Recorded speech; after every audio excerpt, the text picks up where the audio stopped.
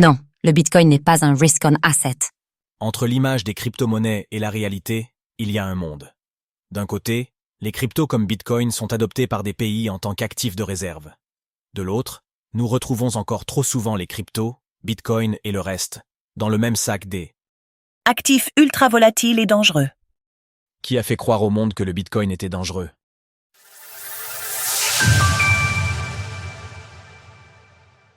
Investir dans les crypto-monnaies est-il risqué? Les cryptos, c'est risqué. Depuis la création des crypto-monnaies, celles-ci sont associées au risque. Activités criminelles, perte des fonds, manipulation de marché, mais aussi risques réglementaires et politiques.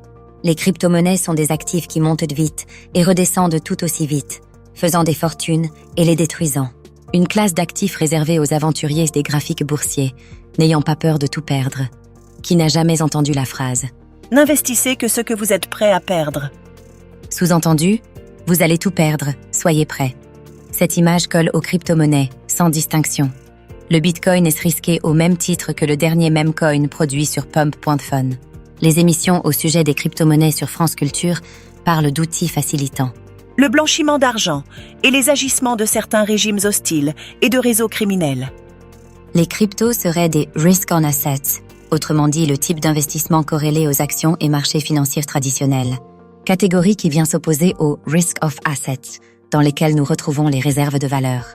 Cette classe d'actifs attire les investisseurs en temps de crise, car elle offre un refuge face à la volatilité. Mais, selon Robert Mitchnick, Head of Digital Assets chez BlackRock, cette définition des crypto-monnaies est erronée. Pire, elle serait le fruit d'une mauvaise communication de la part des professionnels du secteur. Pour commencer, Robert Mitchnick fait la différence entre le Bitcoin, l'Ethereum et les autres crypto-monnaies. Il explique que l'industrie crypto a fait du Bitcoin un risk-on asset, alors qu'il est global, rare, non souverain et décentralisé. Des caractéristiques plus proches de l'or que d'une action. L'image très risquée du Bitcoin qui est largement répandue semble être une blessure auto-infligée par des travaux de recherche et des commentaires émanant du secteur. Robert Mitchnick. Bitcoin et les cryptos, victimes d'une mauvaise communication? Ce constat n'est pas une surprise.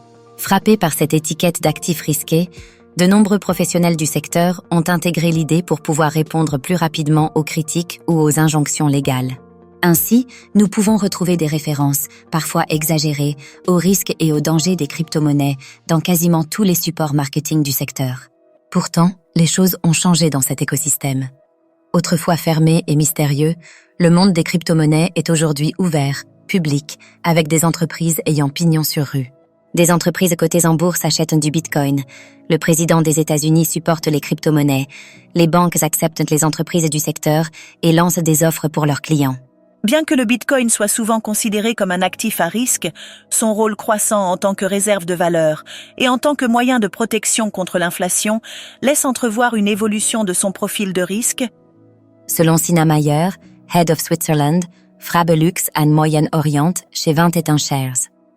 En d'autres termes, les crypto-monnaies, et plus particulièrement le Bitcoin et l'Ethereum, deviennent mainstream. Mais ce changement en profondeur n'a pas encore eu d'effet sur l'image globale de ces cryptos auprès du grand public. Nous sommes donc dans un entre-deux, juste après l'ostracisation des cryptos et avant leur consécration. Pour atteindre ce niveau de reconnaissance, le même travail sera nécessaire. Autant les professionnels du secteur ont fini par imposer cette idée selon laquelle les cryptos sont des risk-on assets, autant ils vont devoir communiquer sur les nouveaux cas d'usage des cryptos et les évolutions réglementaires aux quatre coins du monde. Car aujourd'hui, le Bitcoin n'est plus un risk-on asset. Retrouvez toutes les actualités crypto sur le site cryptost.fr.